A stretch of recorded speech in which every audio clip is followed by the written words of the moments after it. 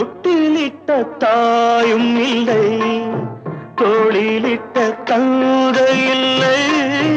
தொட்டிலிட்ட தாயும் இல்லை, தோளிலிட்ட தந்தை இல்லை.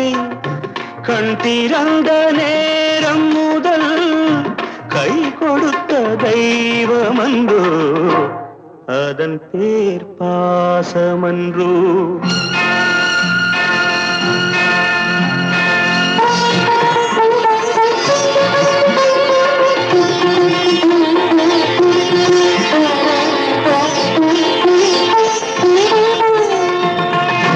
கண்ணன் மொழி கீதை என்று கற்றவர்கள் சொன்னதுண்டு. கண்ணன் மொழி